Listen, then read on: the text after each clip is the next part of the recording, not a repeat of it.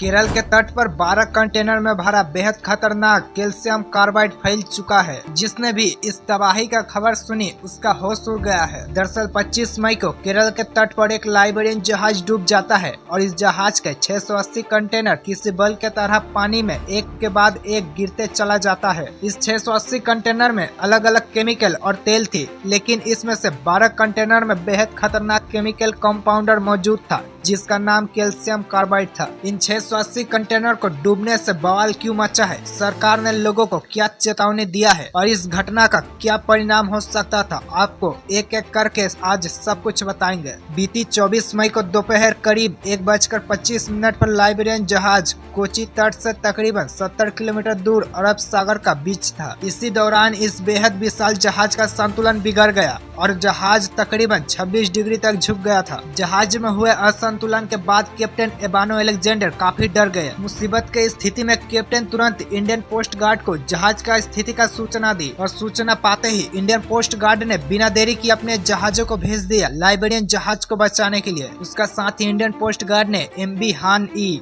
और MSC silver 2 को भी भेज दिया बचाव करने के लिए और ड्रोन के मदद से भी हर पल उस जहाज का निगरानी रखा जा रहा था। शाम तक Indian coast guard 24 crew member में से 21 लोगों को सुरक्षित बचाने में कामयाब हो जाते हैं। जहाज के बाकी मेंबर को तो बचा लिया गया, लेकिन 3 अन्य लोग जिसमें कैप्टन, चीफ इंजीनियर और सेकंड इंजीनियर जहाज पर ही मौजूद थे। तीनों हर हाल में प्रयास करते रहे कि किसी भी तरह से जहाज को डूबने से बचा लिया जाए, लेकिन वो नाकाम साबित हुए और फिर 25 मई को सुबह करीब 7:25 पर जहाज पूरा का पूरा समुद्र में समा गया। जहाज में मौजूद 3 अन्य लोगों को भी सुरक्षित बचा लिया गया, लेकिन जहाज पर मौजूद कंटेनर डूब गए। इन सभी कंटेनर में बेहद खतरनाक केमिकल और तेल मौजूद था।